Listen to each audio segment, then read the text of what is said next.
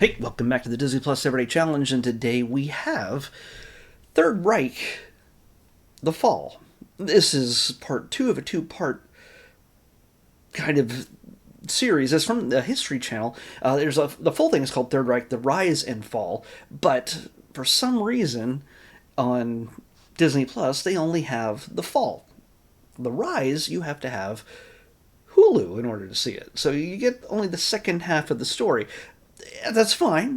We kind of know to a certain degree how everything rose to a, well, no, maybe not. We really technically not, because it's never always the focus of the story when it comes to World War II. We always talk about the war and how everything fell apart for the Nazis, as it should have.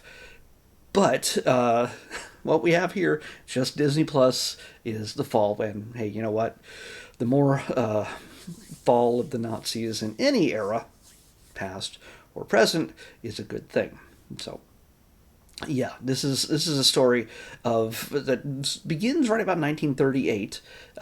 We up to this point, the first part, which I have not seen, build up to that point as to the new prosperous nation, how things were going so well. The people are happy, they're joyous, they've got, I think they have good homes and money and food and no lack of anything, except they've got a leader who can't just leave it well enough alone. He needs more power.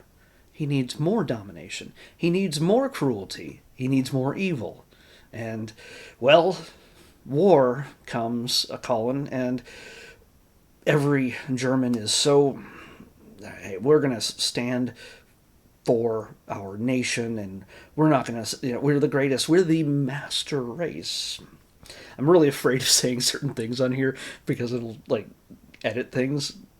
To be clear, there's no positive story when it comes to Nazis, okay? Just saying that straight out here. They are not the good guys. But what we have here is people who are happy. Some are then sent to war, and then it all falls apart from there. Yeah, they have lots of. They're patriotic. They feel they're righteous. They feel like they're the greatest people on earth, above all others. And, well, nothing can stop them except the world in a war. The second one. And, for a while, the United States, which is barely mentioned in this for the most part, the Allies are mentioned, the U.S. really didn't join itself, join into the party until, or the war, until 1942, of course, when it came to them being attacked by Pearl Harbor. So, Europe just getting wiped away, thanks to the Third Reich. If you didn't already know. So really, I really don't have to tell you the story. I shouldn't have to tell you the story. The young people, maybe who have never known enough detail about it, well, yeah, you might want to know. You might want to understand that this was a real thing. It wasn't just a bunch of movies and documentaries your grandpa liked to watch, or great-grandpa at this point. This is actually very different. There's so many documentaries about World War II. Look for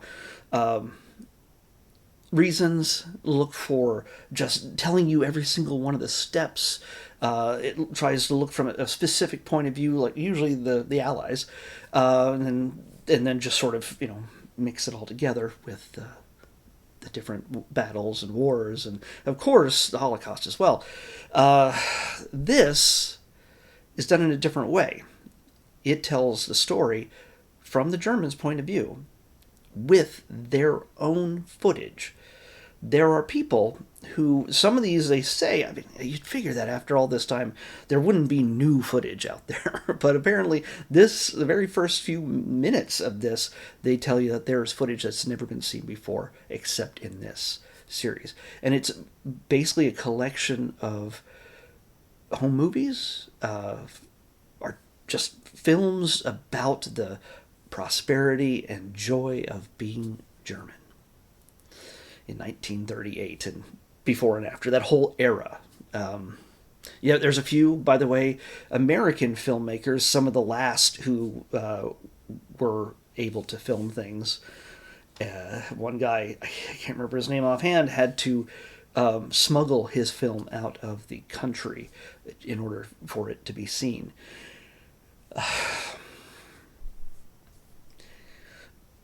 We get to see the point of view of the people in Germany, their children. Of course, people are going to be, when they have an old time camera back then. We didn't have phones and tablets and everything else to film, and we didn't have our gimbals out and walking around Germany going, "Hey, this is how everything is." People had film. People mostly spent the time filming their families on vacation, their children. They're all having a wonderful time. They're living in peacetime. They're living in prosperity, and everything is great and good. And they have a leader that has suddenly made things great for them again. Until he gets a little greedy, until he gets a little bit power hungry, until he decides that there are people who are lesser than him and who deserve to be slaughtered. And soon they enter into a world war that they cannot survive. Cities are being bombed left and right. And the surprising part of this is that it's not just, hey, we're in a war, we're going to just bomb these people, we're going to take over this city. It's a lot of propaganda fed to the German people to say, our leader is super great. He has done no wrong. He is supreme above all, just like we are supreme above all other people in the world. We should be happy and proud of who we are, and certainly nothing can stop us. We will have peace in our lifetime, and all those who oppose us, who are lesser than us, will be taken away. They're not specific as to how. One of the main things about this is that, yeah, we see people in their homes, people in their, on vacation, and just living normal, happy family lives. And then there's footage of people who are just starting the war, and they're all in their big uniforms and their coats and their weapons, and they're having German beer, and they're smoking their cigars, and they're ready to battle because nobody can stop us. Yeah, well, as soon as every city starts getting bombed, the German people start to lose everything. And no amount of propaganda can really stop them, but still, they are loyal to their cause, to their people. Then, of course, we see the inevitable. America, the Allies, the English, the Russians, all of us against the Nazis. Sure, we're in battle. They see some horrible things as there's just 40 million people died in that war. More than half of them civilians. Nothing prepares them for what they find when they get to certain camps, certain places where they see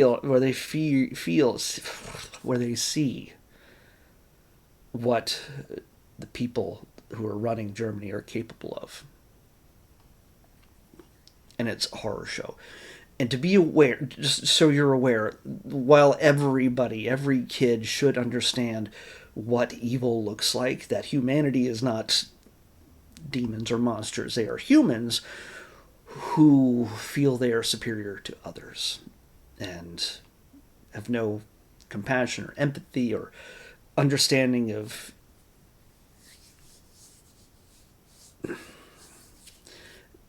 kids should see this at some point. There is footage in here that even adults will have a hard time looking at. They do not blur things. When they go into Dachau and Auschwitz and so many others, I didn't realize 20,000 other camps like this. I knew there was there's always a number of major camps that are mentioned. And a lot of it was not necessarily I don't think anyway. They don't have, it's all not just absolute slaughter and murder. But it's also slave camps. A lot of it's just slaves as well. It's not to diminish anything that was done. That is not my point at all. But and it certainly wasn't just the Jews. It was just anybody who stood against the Nazis. And when they get there, you get to see the footage that the Americans and the English and everybody else got to see in those first moments, first times when they enter those places and realize that it's a charnel house. It is just stacks of bodies everywhere, and that is seen in this. It all feels very fake and feels very foreign because it's all in black and white, and it feels a million years ago. It was less than 100 years ago. Much less than 100 years ago. When we discovered these things, that we were capable of these things, that some people were capable of these things. We have concentration camps in America right now, and we had concentration camps in World War II as well, with the Japanese. We are not incapable of absolute cruelty and evil still to this day. And that whole experience back in World War II should have been a lesson learned to stand against and stop such things. But it hasn't, because we can sort of disassociate. It's important to understand not just the righteous allies and power who fought against the evil Third Reich. It's also important to see the people of Germany and the Third Reich, how they just either were completely ignorant of what was going on, and much of it was hidden from them, of course, but also those who did know. Some who were literally living on the other side of a wall from a camp where people were enslaved and killed in horrific ways. Literally on the other side of the wall from their home. And you feel, how can you not know that's happening? How can you not hear the screams? I mean, yeah, there's so many different ways to tell these stories, and so many documentaries. There's probably more documentaries about World War II than anything else. Whether it comes, you can watch things about the Pacific Rim. You can look about things, the European battles. You can have them talk about documentaries about different types of weapons and planes and tanks. And there's nothing that hasn't been covered, especially also the Holocaust and everything else. You can have it told in a dramatic way, like Schindler's List from Steven Spielberg. You can have it told in a documentary like this. There is no lack of information available to us, but I'm still learning things, personally. And you'd think that after just a little bit, you'd go, well, that's something we should make sure doesn't happen again. Yet we let it happen again. Not just our country, but many others. And not to the horrific degree as what we see here. And this tells us that it's not like people just going, oh, I'm evil, I'm going to do evil stuff, ha ha ha. And then, we know exactly that person's evil and we're going to stop them. No, it's a lot of people who are just like, I'm living my life and I'm such a good person and my family is happy and we make enough money and there's a war on, but you know what, that'll be fine. We're going to stop them real quick and real easy, and because we're the good guys. They weren't the good guys. But you can see how they could believe that. And you watch this. So, this is it's not an easy watch. And there is footage in here that is unsettling. It is something that if you were going to watch it with your children, honestly, I would think it would be something that would at best be early teens, maybe a little bit younger, depending on, but if you're going to have them do this, you should be there to talk with them about it. It is something that every adult and child should understand what World War II is about. It feels like a million years ago, but it's not. And we have countries in this world who are just as bad. And we're one of them. In many ways. So, I highly recommend this. If you have Hulu, watch The Rise so you can understand how they came to be. I have a feeling it's going to feel very familiar. But it's something that everybody should be educated about and should understand. and ask questions. Kids should ask questions. Adults should be asking questions. And if it's something that's like, oh, well, that should just happen, it'll never happen again, it's none of my concern. I'm not political. Guess what? You can't not be political when it comes to stuff like this. When it comes to needless wars and people who are hungry for power and wealth at the expense of the lives that supposedly support them and think that they're so great. Yeah. I say, watch it next chance you get. 5. We're not going to watch 5 because tomorrow, I think it's tomorrow that it premieres, but either way, I'm going to make sure that it's tomorrow. This number 5 we'll watch in 2 days because tomorrow we have a brand new movie. It's finally arrived. We now will have every single Marvel Spider-Man film available on Disney+. Spider-Man No Way Home is finally coming to Disney+. From Sony. It's the Sony Spider-Man. It's Tom Holland. We already have all the Tobey Maguires. We have all the... I can't remember his name. I like him, but I can't remember his name. Andrew. Yeah. Tom Holland is in the third of the trilogy of Spider-Man films that involved Doctor Strange and literally changes the game for this character in new ways. I've been waiting to watch this again. I realized recently that I've seen that movie more than any of the other Spider-Man films, I think. It's kind of crazy. So that's what we're watching. I'll come back here tomorrow to talk about it. And so Spider-Man No Way Home is what we're watching next in the Disney Plus Everyday Challenge. I'll see you back here tomorrow with that.